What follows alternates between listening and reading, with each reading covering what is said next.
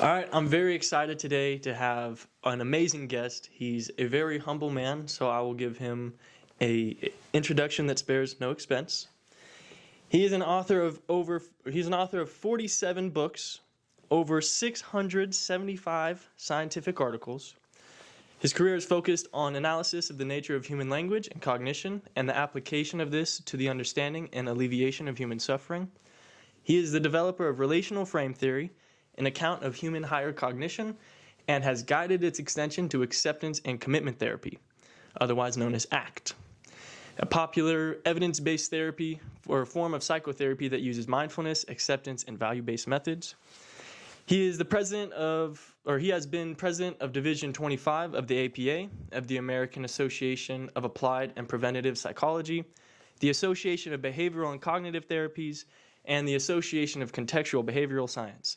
He was the first secretary-treasurer of the Association of Psychological Science, which he helped form, and has served a 5-year term on the National Advisory Council for Drug Abuse in the National Institutes of Health. And this is the coolest part. Google Scholar data ranks him among the top 935 highest impact living scholars worldwide in all areas of study, and Research.com lists him as the 63rd highest impact psychologist in the world. So I'm very glad to have him today, and he's also an amazing father, having kids continuously in the home for 55 years straight. Please welcome Dr. Stephen Hayes. Did I sum that up well enough? Is that good? You summed it very, very well, and thanks for the family shout out at the end, and happy to be here with you. Perfect, thank you.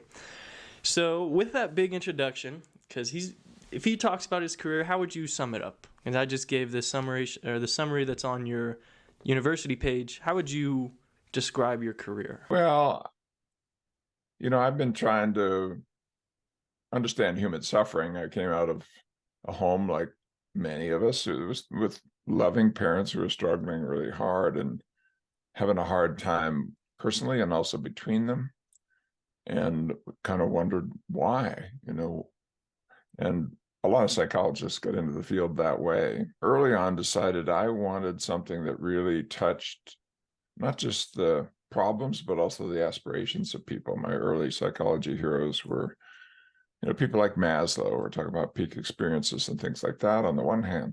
Mm-hmm. On the other hand, a clinical psychologist, and so I'm faced with, all the different varieties of human suffering, and was lucky enough early on in my academic career to develop a pretty severe panic disorder that almost ruined my career and life. And I found a way forward, and I had committed in my early work to really try to understand what are the processes that give rise to prosperity and then increasing over time word of misery. And so I've spent really since that downturn where it's, I either do something different or I'm going to lose my career and be unable to really function. That pegs it at about 40 years ago. Oh, okay. I tell that story in a TEDx talk of a critical night where I think I'm having a heart attack. It turns out I'm having a panic attack. And that was 42 years ago. So within a year, I developed the beginnings of ACT, the beginnings of relational frame theory, the things you mentioned in the intro, and I spent 4 decades basically trying to hack the human mind down to the smallest set of processes or principles that can be scaled into relationships and also your physical health, but start with psychology. That's what I know about. The smallest set that can do the most good in the most areas for the most people. And I think as of last year, when we did a really comprehensive review, I can look you in the eye and say, we in fact have found the smallest set to do the most good. I think I can justify that scientifically by looking at the field very comprehensively. So because of that, I've been on this roller coaster ride of criticism and encouragement and changing directions that have led to ACT spreading around the world with probably at least 100,000 people trained in it with several million books on it. Several million books on it. Number of books, yeah, and I probably about 200, 250 if you count the different ones in different languages, books written, but about probably 5, 6, 7 million copies. And really cool things like the World Health Organization today, as we speak, deploying ACT in Ukraine. So that's Interesting. been my ride, and that's where I am. And I'm not resting on my laurels. I'm trying to push forward into how can we do an even better job of putting these empowering processes into people's lives. And I've come to believe that we can only do that by pushing the reset button on some deep cultural traditions about how we think about achievement and difficulty and how we language about these moments when we have problems and find it hard to shift towards positive goals. Yeah, damn. That's, I mean, really incredible. I didn't know that about how many books there were about that and using ACT in Ukraine. That's insane. So, but what is the smallest fundamental processes that you were able to discover? What is that part of the framework in relational frame theory? Is that Yeah, part of ACT?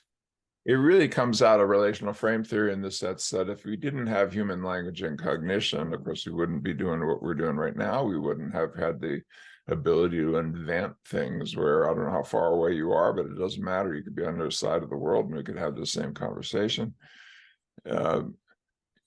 Our amazing achievement as a species, really the pinnacle, I think, is our ability for relational learning or symbolic learning, for symbolic thought, for being able to imagine universes that have never been, good, bad, and indifferent. And that tortures us with our fears and phobias and our worry about the future. I mean, people are right now, you know, leaving behind suicide notes saying that they're worried about the climate.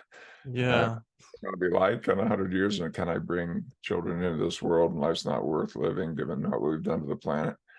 I mean, you can take language in that direction, or you can take language in the direction of creating a better world, and be that core then alters the learning processes that are 1,000 times older. That what you and I are doing right now are 250,000 to 2.8 million years old. We know that because the language-trained chimpanzees, which are our closest ancestor, an incredible percentage of our genome is shared with them, can't do what a 12-month-old baby can do, which determines whether or not that baby will develop normal human thought and language. And what's that for people who The would? well, the smoking gun, the place where things get different is the place where if you teach a baby a word, a name, a sound, a gesture that goes with a particular object event in their environment, and you give enough examples of that, and then eventually, and in both directions, eventually you give them a new one and the baby will derive it in the other direction. A one-way street of association and conditioning turns into a two-way street of understanding and meaning. Mm. So just empirically, if I called this a cup, nice little Pikachu cup, I understand you have one too. Yeah, I do have one. Yeah. Say that to a baby, present it, say the word cup, present it, say the word cup, hide it, say the word cup. The baby looks for it. Cup. But language trained chimpanzees don't do that.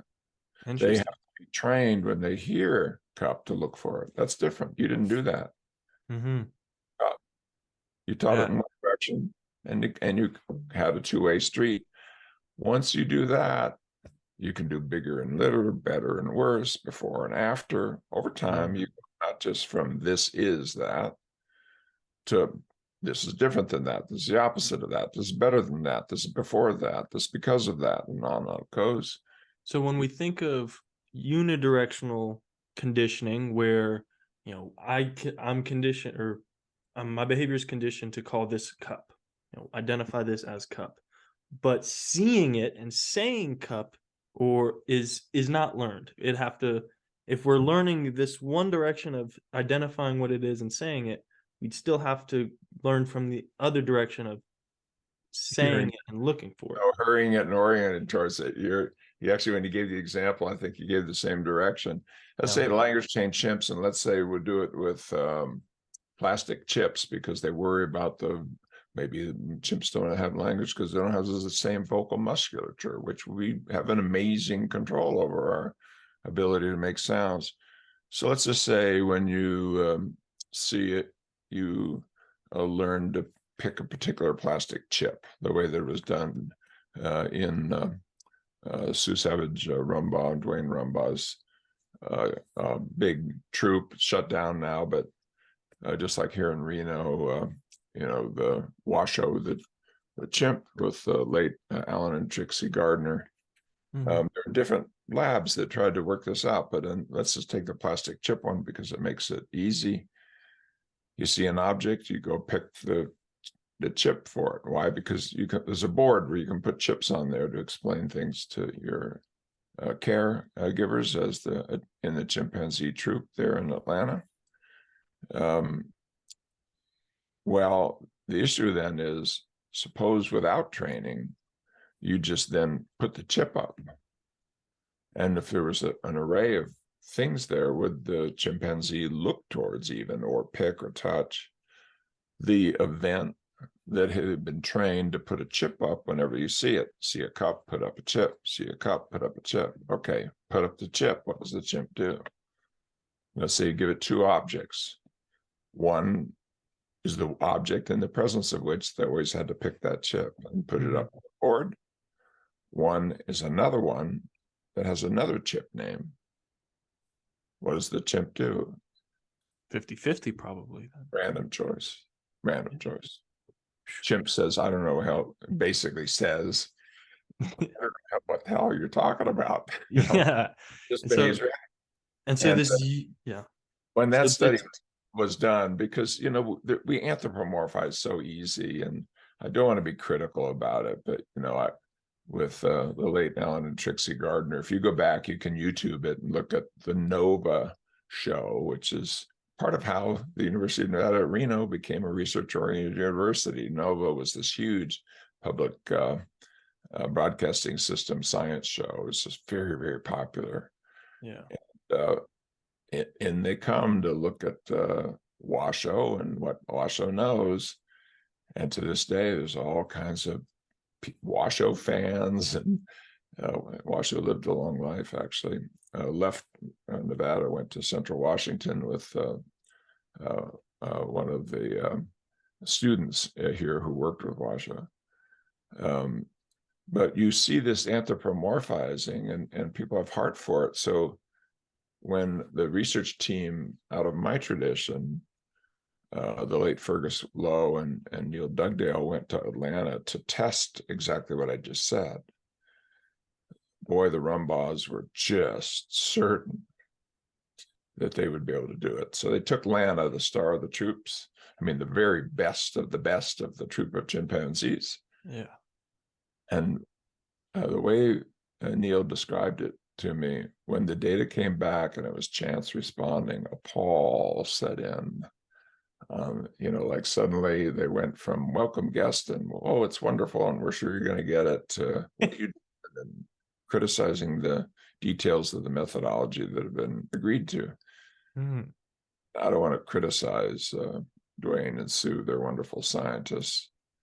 I haven't seen them in decades, but very much respect their work. But it's hard for us sometimes. And this conversation, if it got enough distribution, you'd get an email from somebody who wanted to talk about how their dog knows all kinds of words. Yeah. For us to imagine what it's like to be a non-human animal without meaning and understanding the way we mean it, because they have fantastic learning abilities. There's a collie that knows 10,000 words. There's a African gray parrot that can recognize and say an incredible number of terms. Irene Pepperberg's parrot. Yeah, but you're anthropomorphizing when you do a really controlled study. The thing your baby does of hear a name, look for the object, and then later seeing the object and saying the name without training. Generally, because you had a lot of training of different sets, but you generalize.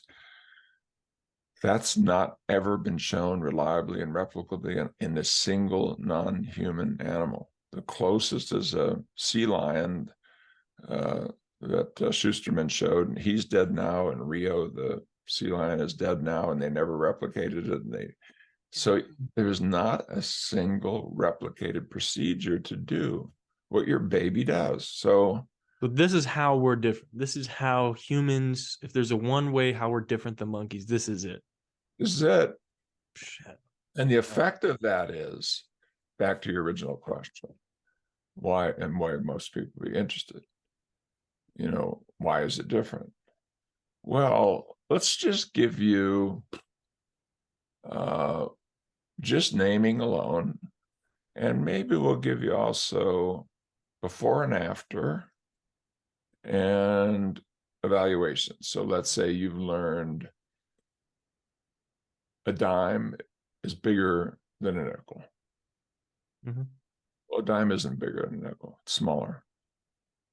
And a chimpanzee would easily learn, that a dime is smaller than a nickel if you meant the actual physical form of a dime and a nickel. Yeah. That's not what you mean.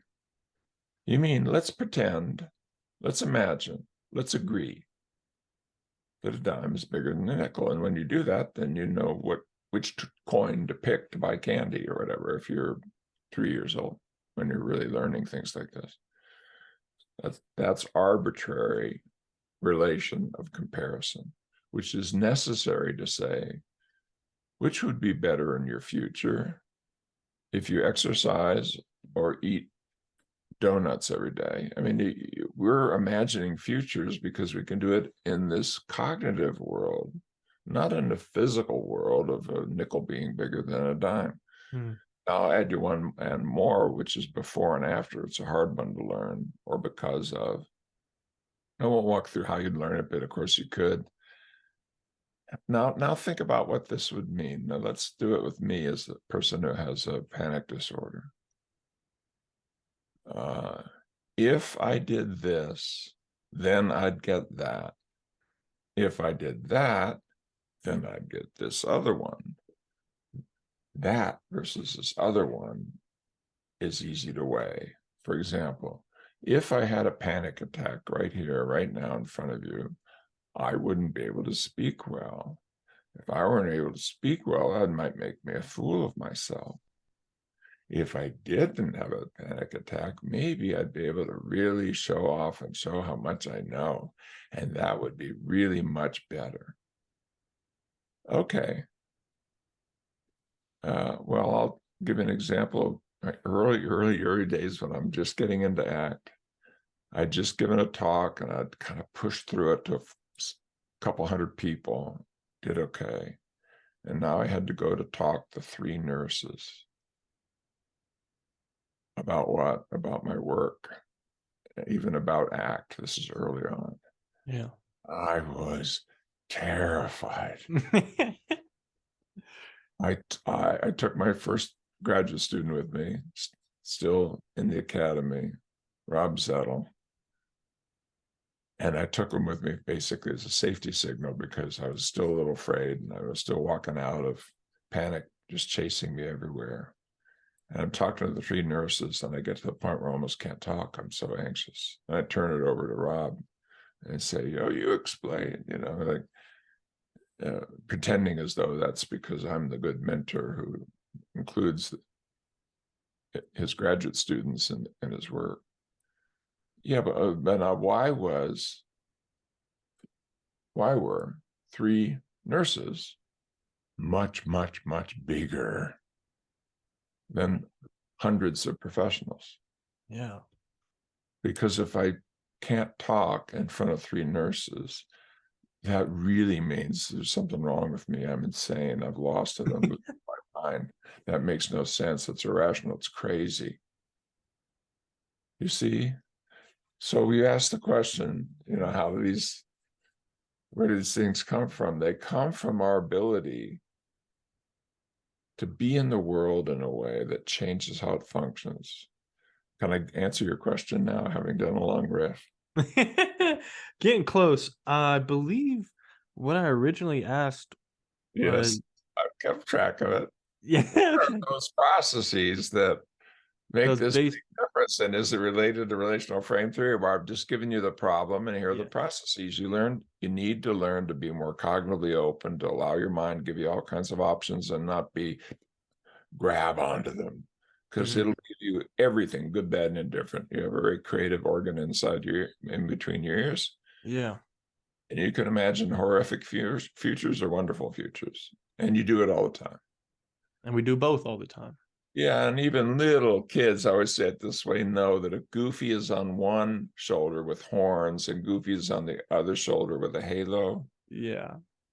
that means 3 or 4 year olds knows what it's like to be, you know, steal the candy. No, don't steal the candy. You know, little children know this, right? So Yeah. this And caffeine, animals don't do this. no, A dog, and that's where we can't understand what it would be like. Oh, what would it be like to be a dog? We can't even imagine. There's no, I want to go to the park. There's not, there's yeah, nothing. when you're really yearning for peace of mind, it's very common for people to yearn to be a dog or a cat, you know, because when they have what they need, they're peaceful, they're happy. I mean, if you give them pats and food and shelter, that's it. Because it's Man, almost they're committing living in suicide, the, and people are committing suicide in mansions with people around them who love them, with amazing families, with um you know, with everything you can imagine that you'd want, and life is not worth living. yeah. It's crazy. I No, think it's yeah, human. 22 veterans a day, I think, are committing suicide. Just an awful number. Yeah, So spectacular number, and it's going down. I mean, younger and younger people, the 5 to 12 year old range has seen something like a 300%. I may have the percentage wrong, but a horrifying increase in actual suicides. Don't be telling yeah, me this just teaching kids to whine and whimper. No, yeah, not when we're talking about dead people. Don't be saying that. yeah. Even children, because that does happen even that young, and we see it in the spectacular rates Hmm. uh, that we see out of the military, for example. Yeah, So let me do a quick swoop through. Because of all that, we have a hard time just being open with our cognition, but also have a hard time being open with our emotions, our feelings, our memory, and our sensations. Military folks, I've seen some horrific things. Yeah, I'm watching YouTube or the Patreon ones where they see things in the Ukraine right now. I mean, I've yeah. watched bombs fall on people where you can see the bodies go like that. You know, it isn't just the military anymore. Everyone can see it. Everyone can see it. When I was your age and they put a picture of a dead soldier from the Vietnam War in the New York Times, there was protests in front of the New York Times. A still picture of a dead soldier. Now we have the whole Now video. you can GoPro mass shootings Oh, live. oh my gosh. So what are you gonna do when now your history? So okay, how can you be more open with your emotions and learn from the echoes of the past, which is what emotions are for, so we can orient towards what's present? So that's one problem. Learn to be cognitively open, emotionally open. How do we learn to come into the present moment from a sense of self that isn't threatened by all these things, from a more spiritual sense of self, I could say it that way, that is able to focus on what's important and leave the rest, and not just have your attention pulled to the past or the future with rumination and worry? How can you focus on what brings meaning and purpose into your life? And how do you can get your feet lined up with that? Those are the 6 processes: Yeah, open, aware, and actively engaged in life. The first 2 are learning to be open. The next 2 are to be more aware. And the last 2 to be more actively engaged in a life worth living. And if you want a name for all of them, it's called psychological flexibility or inflexibility. And then you have to remember to scale those processes to your relationships and take care of your body. And that's it. Those that's it. things account for something like well, I'll tell that story, account for a gigantic proportion of everything we know about how change happens when you're a psychologist trying to produce it. So that's the smallest set that does the most things. And it's not just mental health, it's whether or not you can write a book or train for the Olympics or have And relationships that work or deal with a cancer diagnosis or you name it. and that's why this application into acceptance and commitment therapy works, is it's not just taking an idea of maybe this might help a symptom or make this, it's focusing on the actual processes of how we think about situations, how we get relationships, and instead of trying to throw some random thing to get a result we want, we go to the base levels of functioning. Yeah, And exactly. And then, in the history of science, when it's essentially the why question. When we know the why question, we can work out the how question. And we can work backwards from the how to the why sometimes. People didn't know how aspirin worked for decades. And eventually they figured it out, and then a whole bunch of other things came. Same that happens very, very commonly in medicine and so forth. But we have enough work in psychology now that we can say, okay, let's just focus on the why and focus a little less, in fact, a lot less, on all these kind of made up categories of supposed latent diseases that everybody's trained to say which ones you have. And you got, anxiety, depression, bipolar. yeah, you've got 14-year-olds saying, I have borderline personality disorder, and I also have ADHD, and I also have major depression, and I also have, and you're going like, have? What do you, is this like a suit on you or something?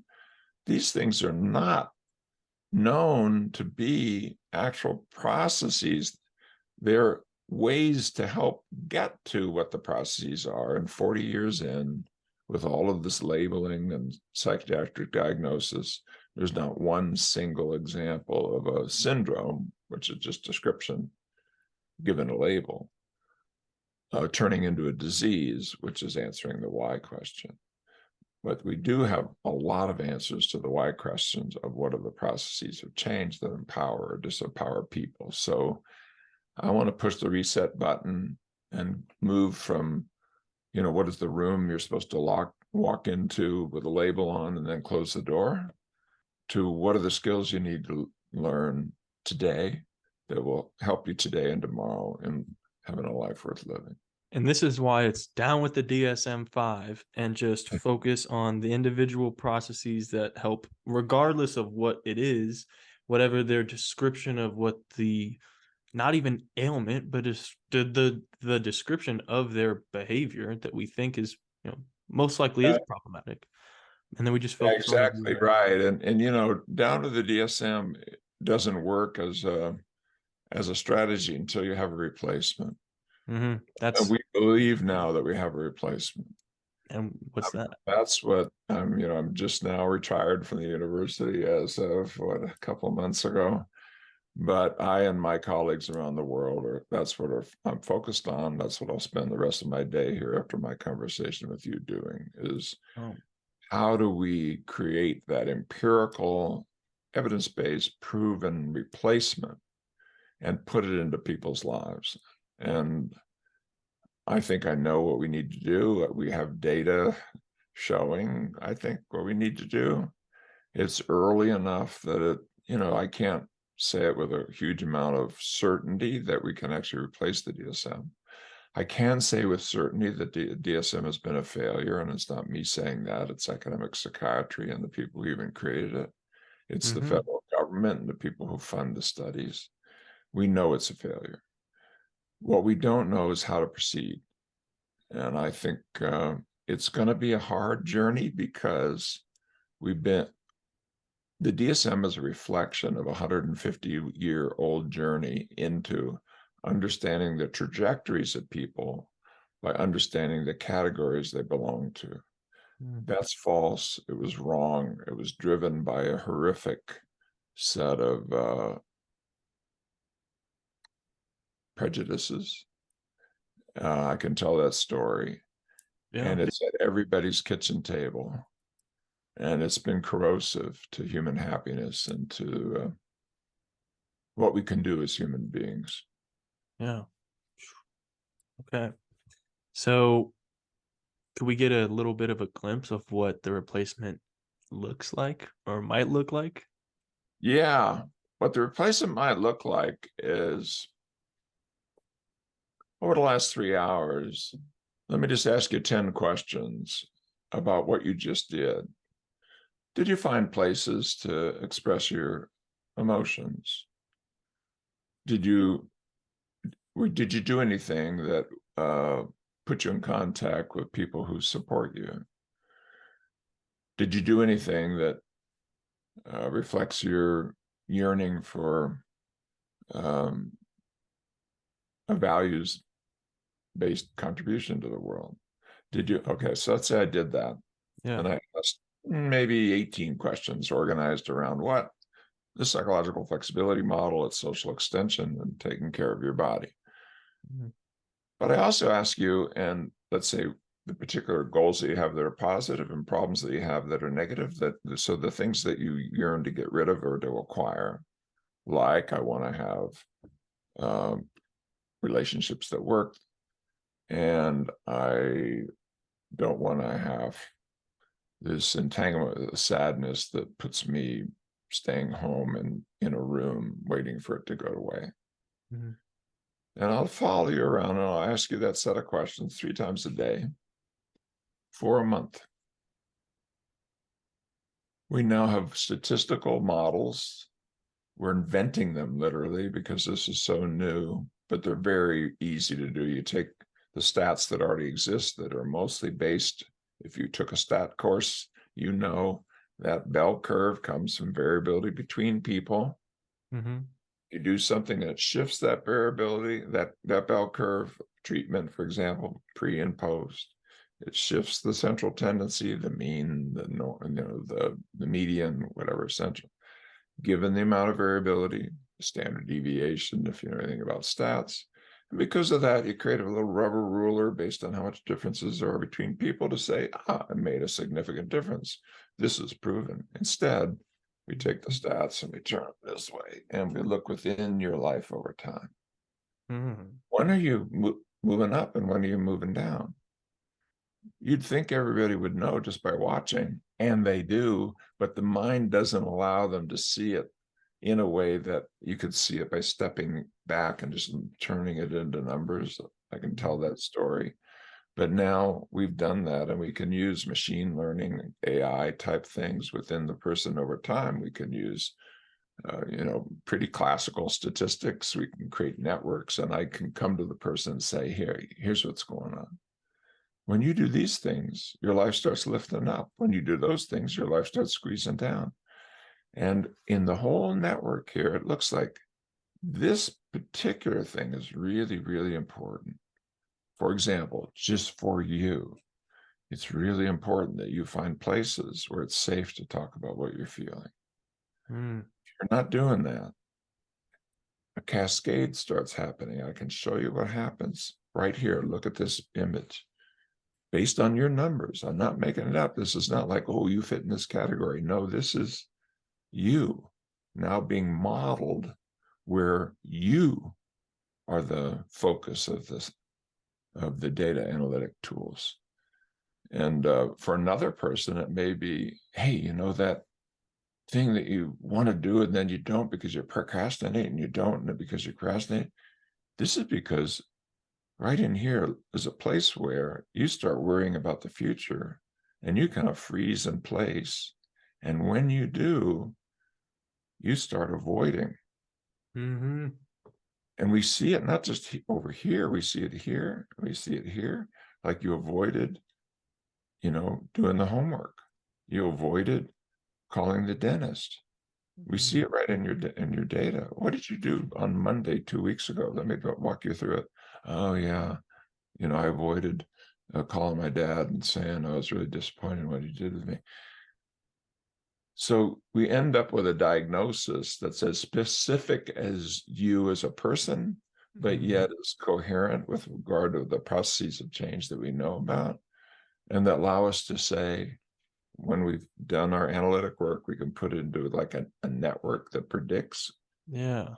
glues it together, and you can target this point. If I can do this one and blow it up, that network's going to fall apart, and we can maybe reassemble it this way and have a virtuous cycle And instead we of a spin down into hell. true. And we do all of this by taking on the 6 points of psychological flexibility and seeing which points they're having problems with and focus the, I guess, therapy, what we're Intervention telling you, therapy treatment, intervention sure. to that specific one, taking on these specific parts of ACT. Yeah, And it gets a little more complicated. Go say which of these 6 leads to others of the 6.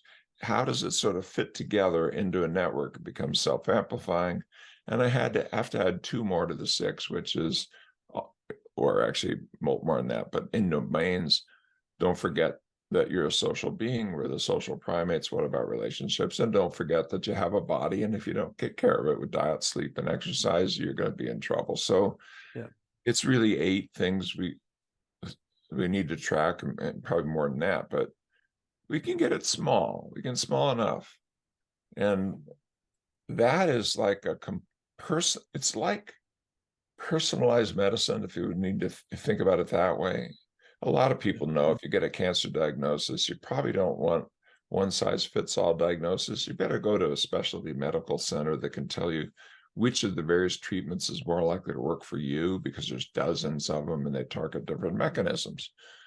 Well, we're early on that journey in physical medicine, but everybody knows that's the future, yeah, down to epigenetic regulation of, tumors, and, how the immune system responds in you different than that. I mean, that's where we need to go with human behavior.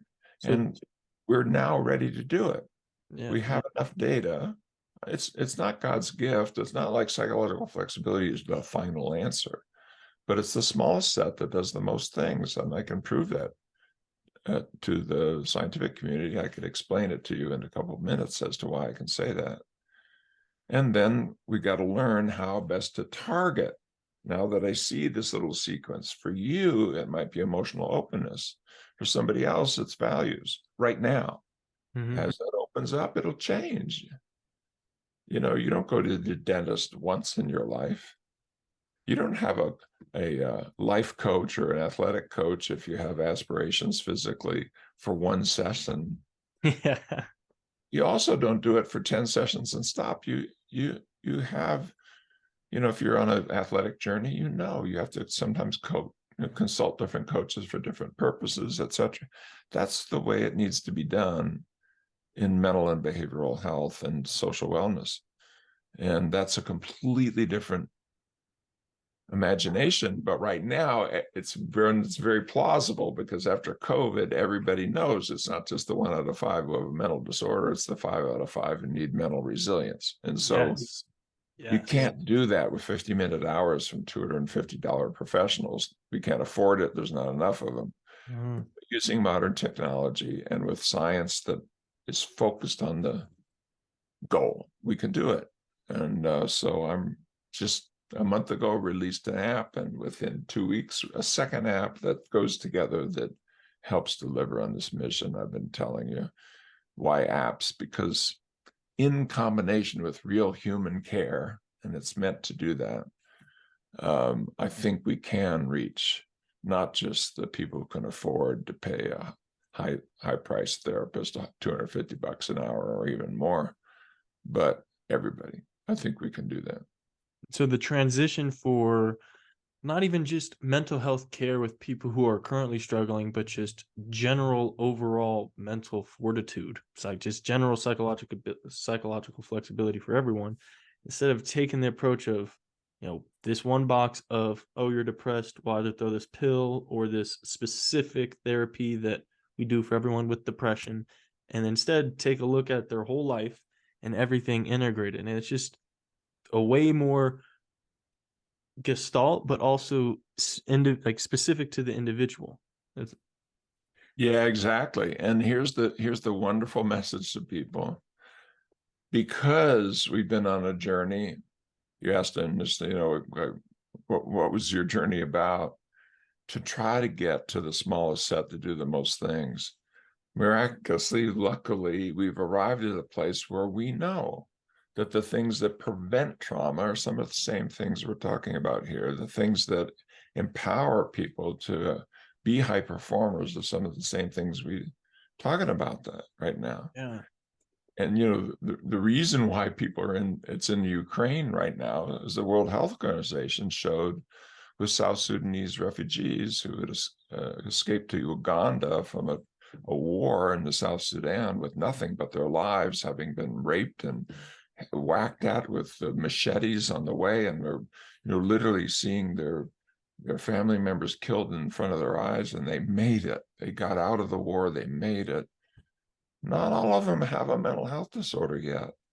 And delivering what I'm just talking to you about, the World Health Organization found over the next year a 50% reduction in the development of mental health disorders compared to a really well done gold standard. This is the World Health Organization, not me, spending millions to do the study right.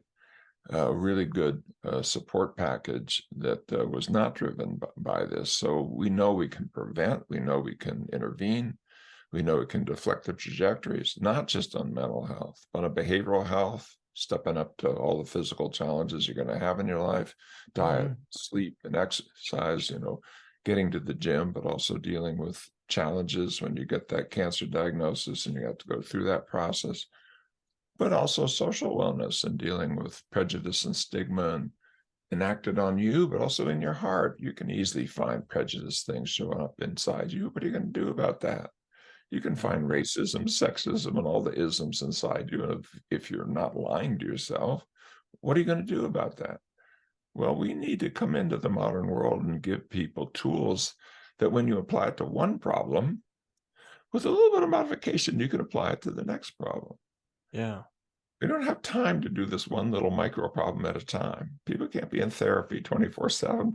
Yeah. So the wonderful message here is the smallest set that does the most good in the most areas, while not God's gift is that they're not that hard to learn. And when you can focus on it and get some skill at applying it to different things that come up, you'll have tools that you can use for the rest of your life that will help you on life journey. And it will echo with the best of our wisdom traditions or spiritual religious traditions. It's not new on the planet. Yeah. It's just that you need to have a focus on it because this organ between your ears is constantly fighting you to tell you, no, you need to treat your life as a problem to be solved instead of a process to be empowered and lived. I love that. Wow. Damn. So just to sum up, this isn't just this isn't the new therapy that's popular that we're giving to people who have depression. This is overall life skills for literally everybody that if you can understand, just plain. Yeah, these are life skills, skills for living that have been vetted scientifically, that apply to you in a way that fits your goals and your particular ways that things are combining.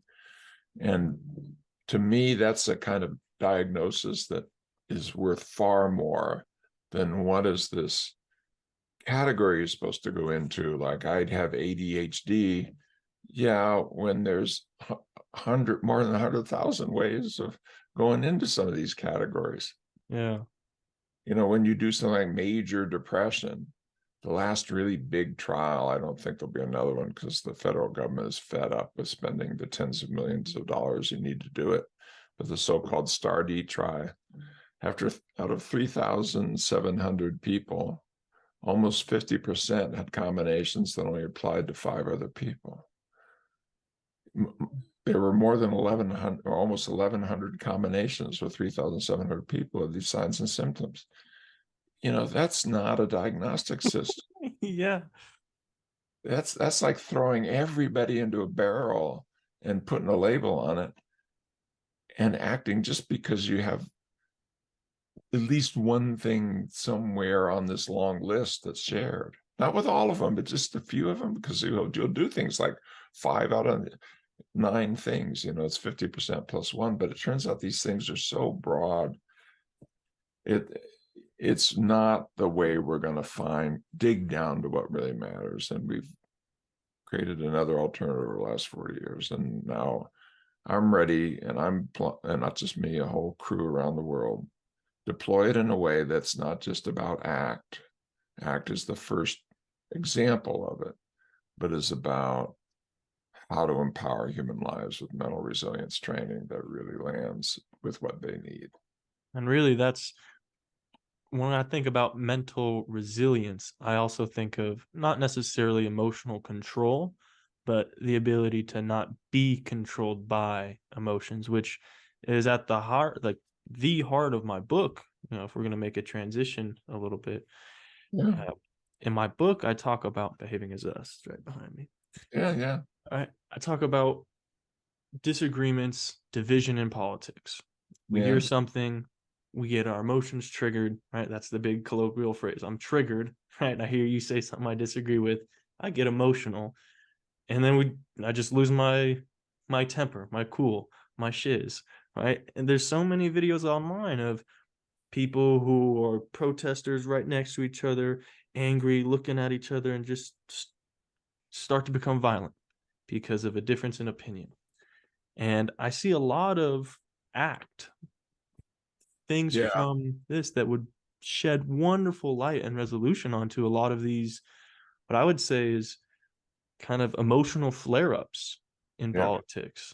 So just with that basic introduction, without me rambling too much, because I want to hear from you, what would you say are some key points in ACT, in psychological flexibility, that, like, we already know all this can be applied to everyone, but specifically with finding unity in politics? Yeah, well, I've said we need to extend these 6 processes, the 6 that are 3 that are 1, open, aware, and actively engaged. That's 3. I gave you the 6, but the whole thing is psychological flexibility. We need to extend it socially. So what that means would be, for example, if you have this kind of equanimity with your own thoughts, that you learn how to have genuine conversations where you can Mm, hear different thoughts from others. If you have this emotional openness, that you're ready to sort of explore the emotional world of others with a sense of empathy for what they're feeling, and uh, not immediately get defensive.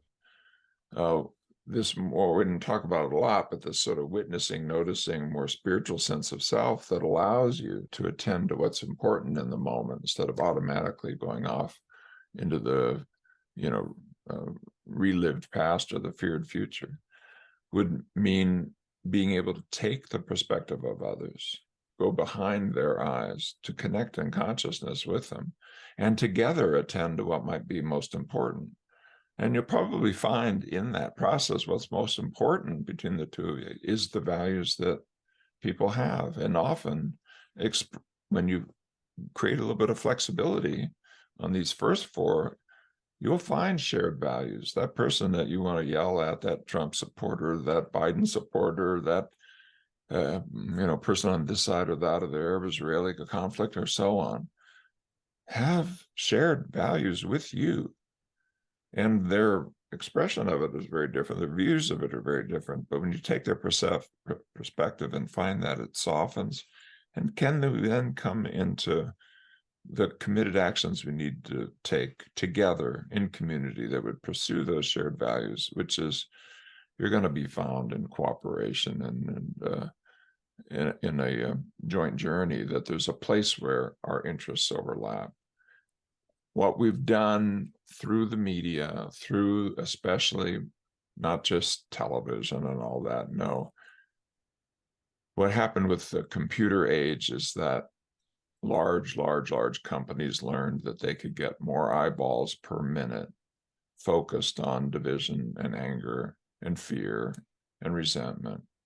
And they've deliberately been channeling through, initially, I think, through just innocent interests in having a successful company.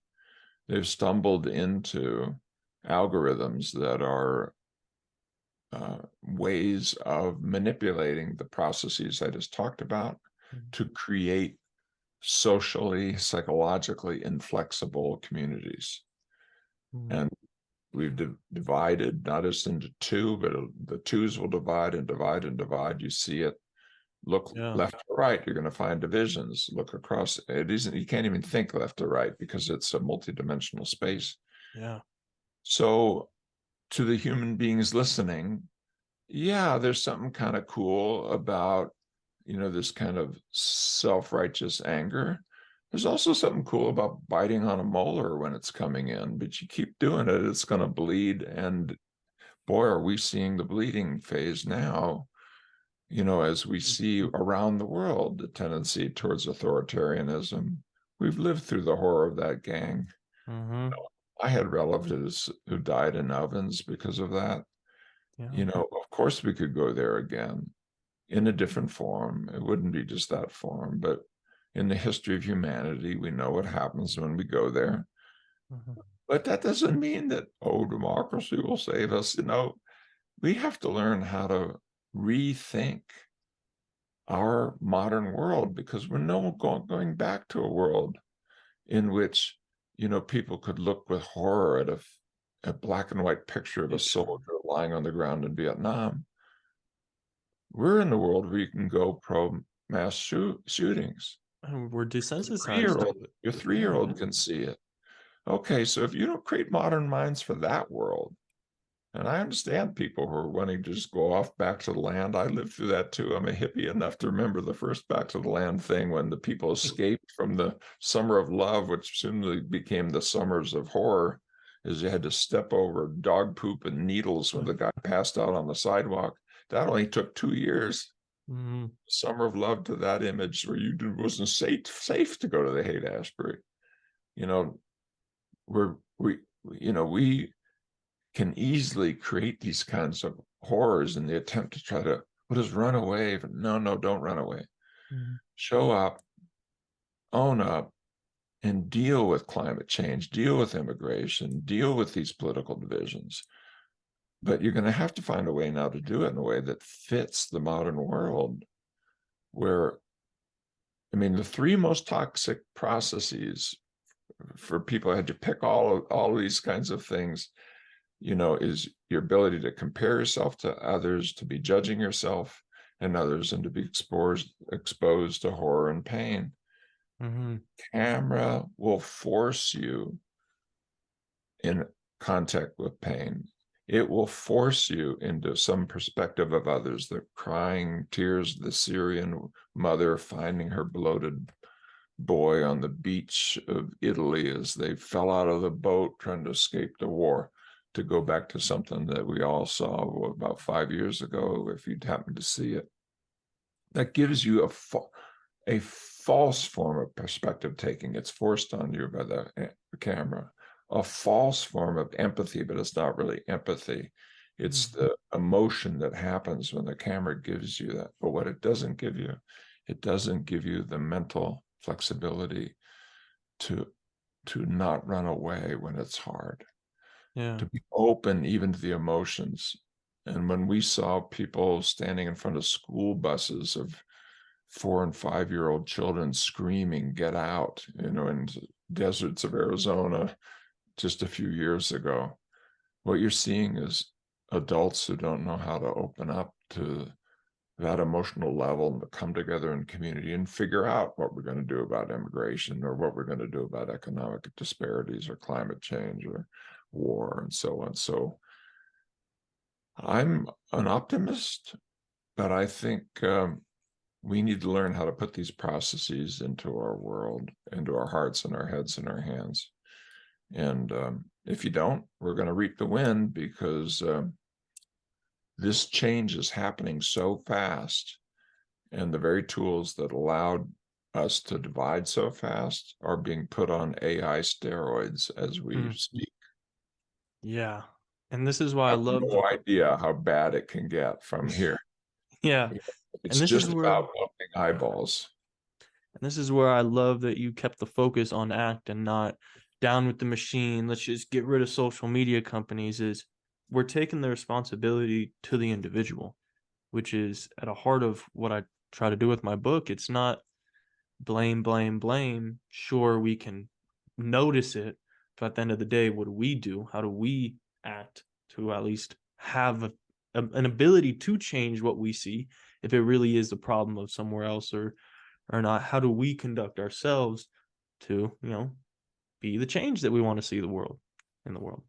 Yeah, working with others and creating, social alliances and so forth. And so, if you were to go to the main ACT group internationally called the Association for Contextual Behavioral Science, if you look at the special interest groups, you're going to see a special interest group on immigration, and on diversity, equity, inclusion. You'll see one on climate change. You're going to see one on how we deal with organizations. And you'll see one on anxiety, and you'll see one on depression, and you'll see one on prejudice. And why? Because these processes need to be put out into the world. A really hopeful thing, though, that I would say, if people are saying, well, why would they do that? It's because every human being has pain. Every human being knows something about suffering. Every human being knows that if they're neurotypical, if they have human language, that they're going to die. You've seen sadness. You know that it's part of life. These processes are what will uplift you, what will help heal you, what will, allow you to face the challenges that you have. And so, to the politicians and to the social change folks and to the folks who know we need to do something about climate change. I mean, my first book was called Environmental Problems, Behavioral Solutions. Yeah. I'm an old eco guy, Earth Day, the whole 9 yards. The book is still in print because there's still to this day hardly a single book that's about that. But 50 years ago, I could see this coming. Everybody could see it's coming. The first Earth Day, wasn't it 50 years ago? I We don't could know. see I this wasn't alive. coming. We could see the day coming where, it looks like Africa may be unlivable within our lifetimes. You won't be able to live there. Hello. Yeah. But I'm of a view that anything is possible when human beings come together. We are the social primates who are amazingly good at cooperation. Mm-hmm. That if we can learn these processes, probably first for most people, to help heal your heart, to help deal with the betrayals, to help deal with the sadness, the stress, the anxiety. Okay, great, start there. But then what's next? Well, of course you'd worry about and extend it to your family, your kids, the people that you love. Yeah, but what's next? Well, how about your church group? And how about your business group? How about where you work? How about your community? How about your neighborhood? How about your city? How about your nation? How about the world? It's not a place, it isn't like you can run away anymore. This is the back to land problem. Where are you going to run when climate change is chasing you? I mean, maybe you can run from the streets of San Francisco in 1969 because 67 isn't here anymore and will never come back. Yeah, but the world's going to follow you. The streets of New York went, when suddenly the forest fires from the west made it hard to see the skyscrapers in New York. Hello, wake up. But I don't want to do it. Wake up, you have to, no. Wake up with yourself, but then expanding it out socially. And I think we can do this. We will do this. Yes, we will do this. And behavioral science can help. It's not just physical science. Nobody's going to come in with a magic machine that sucks all the CO2 out of the air that's excessive. And that, by the way, heals war. No, they're going to give you drones that give you a new kind of war, or AI tools that can bring down the power plant that's feeding your refrigerator, a new kind of war. No, we're going to have to solve this with more physical technology. Mm-hmm. But behavioral science has been the one that's never at the table. And this is why I'm very shows. When you watch your news shows, you're talking about climate change, not a behavioral scientist in sight. All physical scientists. You're talking about war, not a behavioral scientist. Why? And it's not like we don't know. We know a lot. So time's up. Let's go. Boom. And this is where I'm very passionate, even though my YouTube channel is still pretty small and I, do goofy things here and there. The main passion, because it's the main problem I see with the world that is making every other advancement improbable, or at least a lot harder and a lot slower. World peace. We need world peace. And I don't see that starting with one person in government saying something, or one corporation doing something, or even just a peace treaty. It starts from, like you said, every individual, and then expanding, leveraging that to their family, their communities, to their politicians. So it's, to me, the solution to all of the problems we're seeing, like you're saying, it's based in these behavioral sciences. It's based in understanding these key core few things that can be leveraged the most to have the most impact, where like and we're not going to see any And change unless it happens. I agree. And to do that, we're going to have a different conversation, because this is no longer about which disorders you have. That dog will not hunt. It's about what are the processes that liberate people mentally, but also socially, also in terms of how they are interacting with the physical world. Even having language for that is hard, because we've been through 150 years of learning how to categorize people. We have not been through 150 years of learning how to empower people. So it goes all the way back to the earliest decisions: who's smart, who's dumb, who's mentally ill, who isn't, etc. And it was driven by statistics that created those bell curves, but didn't tell you how to move towards the tips of the distributions. It just said that you're stuck there almost. Just says you're stuck there, and it actually is based on a false belief that Galton had and those who followed, which is where you are in the bell curve predicts your future. That's why the SAT tests before you go into college, and it turns out that it's based on a mathematical flaw. I won't have time today to walk you through it, but I can just tell you this. This and maybe come close to, we're a little bit beyond an hour, but to wind this down another way. This might shock people enough to say, hey, wait a minute, we need to think about this differently. All of these categories that we're so comfortable with in the kitchen table conversation about the behavioral sciences that have created a world where we can't use it to do what it needs to do, and things like peace, things like taking care of the planet, things like fairness and justice, and how to put it into our politics. The statistics that tell you at the kitchen table that it's really important that Junior was admitted into gifted and talented, or really sad when they're in special ed for people who are not, or the ones that tell you that this mental health diagnosis, but not this medical diagnosis means, oh, gee, George has this and Uncle George has that. And, oh my God, well, we should feel sorry for him. He has major depression, but no. The reason those tools are like that, do you know the word normal wasn't in the English language until 1848? It was there only because of mathematics until the 1860s.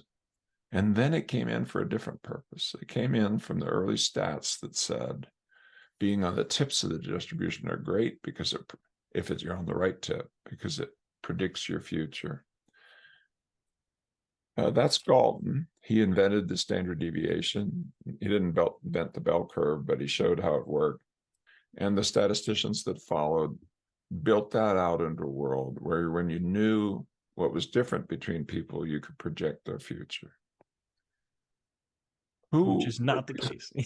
Which is not the case for the reasons that I've been talking about, but I'm not going to be able to do deep dive of. But this may be enough of a shock to say, time to listen. If I ask the question, okay, well, who were the professors of these early biostats that now has taken over the world, so you can hardly have a kitchen table conversation without using the word normal? Just listen to your conversations with friends. And normally you'll be talking about what's normal when you talk about the futures of people. So 1848 shows up in the as an English word frequently used. Go look at Ngram and you can see the curve, if you know how to do that with Google. Well, let's say the people like the R.A. Fisher or Frank Yates or Carl Pearson. Pearson's R, correlation.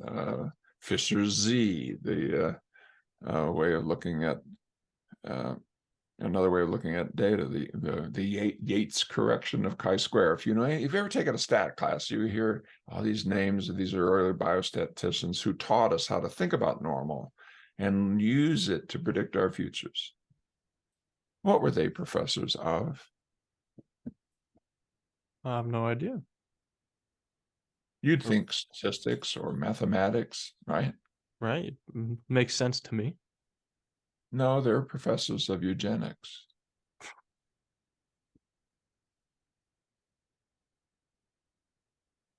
And that's clearly, Professors of eugenics. Because the reason why people were being sorted to tell their future is so that we could say who should be having children and who should not, as an extension of Darwinian thinking, I think totally misapplied. And Galton was Erasmus Darwin's grandson, along with Charles Darwin. Charles Darwin was his cousin. And 10 years after Origin of the Species comes, Hereditary Genius, Galton's first book, in which he says, basically, if you're white and upper class, you should have children, and if you're not, you shouldn't. And who are the real enemies? Who are the real enemies of human progress? Jews, Black people, brown people, Native Americans. I mean, just read the freaking book. And this is all him. This is all him. Yeah. That's Galton. And Galton created the field of eugenics. And then very soon, here it came. And it didn't prosper just in the UK. It came into the US of A. How many presidents, the American Psychological Association, were card-carrying eugenicists? What percentage between 1892, when it starts, in 1947, which is only 1 year before I'm alive? This is how close this is, right? The answer is 67%. And I wish it was not. You never took a course in psychology on the eugenic history of psychology. You never took that course. You can't find the textbook because people just went like this and like this and like this about the dirty history of the field of behavioral science in the dirty history of the field of statistics. And so, friends, when you are doing what you naturally do and you climb inside the clown suits of diagnosis traditionally conceived instead of these empowering processes, you are living out eugenic dreams. This, okay, I'll give you an example. Bleuler, schizophrenia, made up the term. Go read the 1924 textbook on psychiatry by Bleuler. What does he say schizophrenics should do now that he's identified them? He's laid out very clearly what they are. He says they should be sterilized. And this was mainstream. Mainstream. I mean, you can't find almost, okay, my heritage, my mentor, my mentor's mentor, my mentor's mentor. Okay, my heritage, just by degrees. I have 2 lines. One, the training I got in my internship, and one I trained back through my PhD mentors. My mentor's mentor was a wonderful psychologist. I mean, amazing psychologist. Started the Midwestern Association for Psychology, which still exists today. He also invented the first infant IQ test. Infant IQ. Why? I think I know the answer now. Yeah, exactly. So that we could know. in terms of what the person's future is, who should be fast-tracked and who should be held back, who should have children and who shouldn't. So it's in every psychologist's lineage, every psychologist. And then what happened? Okay, you want to finish it? What happened? And the reason why we're like this, because we saw the horrors of the Holocaust. Yeah, but the Yeah. Holocaust didn't start with Jews. It started with mental patients Yeah. in a hidden program, and also people had physical kind of deformities and epilepsy and things. But Hitler worked that out for a few years before even the ovens started with mental patients, and then he knew what to do, and he finally got to people out of my maternal line and my great aunts and uncles, of which I have 8, and only 3 made it out of the Holocaust. Yeah. Yes, this embrace in academic psychology and behavioral science led to laws in the United States of America that allowed involuntary sterilization and so on, that were imported word for word in the early 30s in Germany. Word for word laws that were written in Virginia were imported and gave the structure for the horrors of what we saw. So we're running away from our history.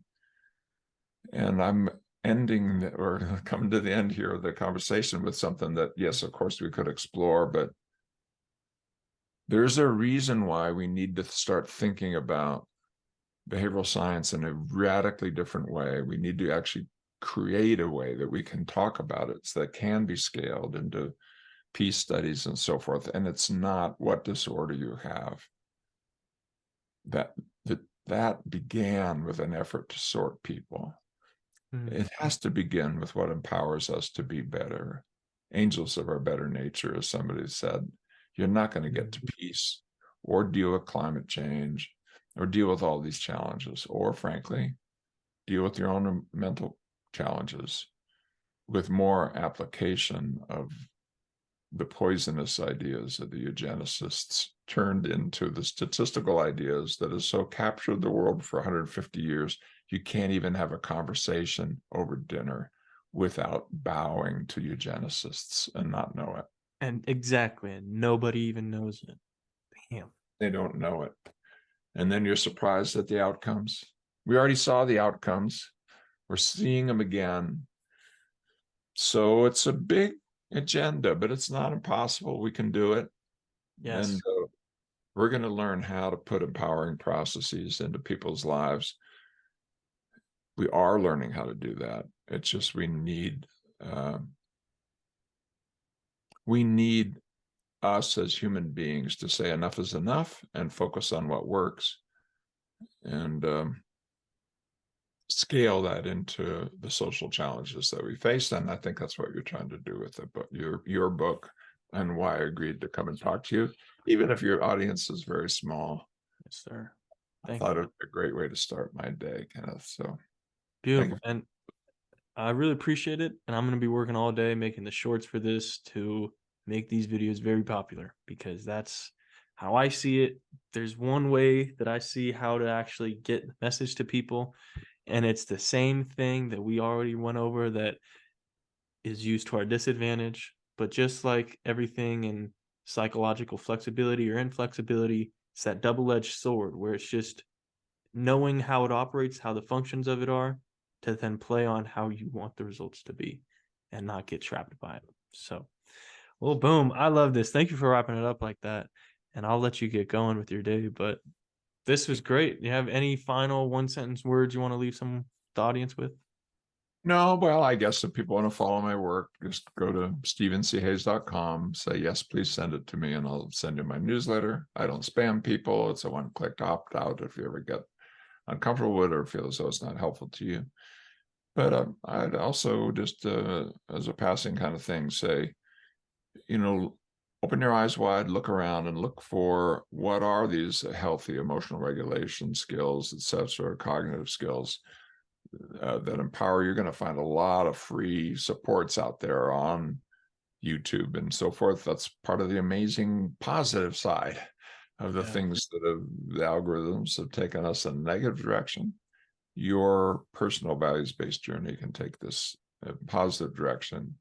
And so I'm glad you have your YouTube channel. I wish it great success. And to the people who are watching, peace, love, and life.